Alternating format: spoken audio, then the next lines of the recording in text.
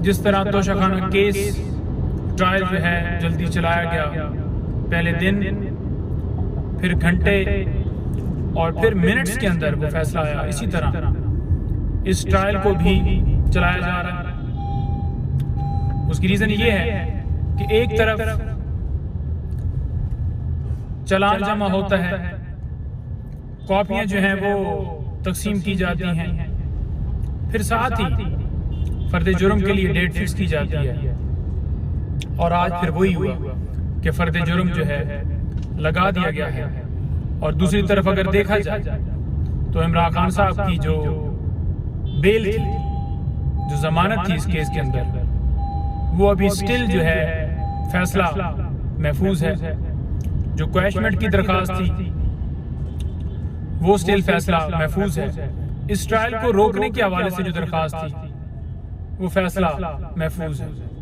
तो पहले नीचे केस की समाअत नहीं की जाती, यानी कि ट्रायल कोर्ट के सामने जमानत की दरखास्त के ऊपर कि जज साहब छुट्टी पर हैं और ड्यूटी जज साहब भी अवेलेबल नहीं होते, और फिर ऊपर यही प्रोसीडिंग्स की जाती हैं।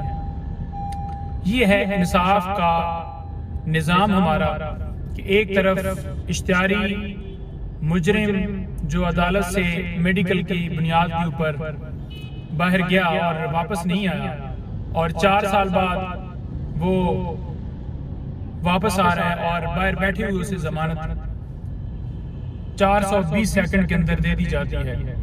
और दूसरी तरफ एक बेगुनाह बेकसूर हमारी कौम का हीरो जिसको अंदर जो है डाल दिया गया है, और उसकी जमानत के ऊपर, उसकी क्वैशमेंट के ऊपर फैसला जो है वो दिया नहीं जा रहा, और ट्रायल को जल्दी से जल्दी कंक्लूड करके सजा की तरफ लेकर जाना चाह रहे हैं। तो मैं तो ये समझता हूँ कि आज जो है फर्द जुर्म लगाने की भी जरूरत नहीं थी, सीधे ही फैसला जो है वो हाथ में लिख कर दे दिया जाता कि ये आपको सजा है, क्योंकि जो फेयर ट्रायल है वो तो हो नहीं रहा।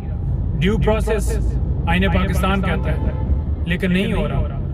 ये इस तरह से सीक्रेट तरीके से कार्रवाई जेल के अंदर चलाई जा रही है, जिसमें न कभी गिरफ्तारी का हमें पता चला, न कभी रिमांड का पता चला, और इसी तरह से एक बंद कमरे के अंदर छुपाकर, कौम से छुपाकर, मीडिया वालों की एक्सेस नहीं है, लॉयर्स की प्रॉपर एक्सेस नहीं है, तो छुपाकर ट्रायल किया जा रहा है।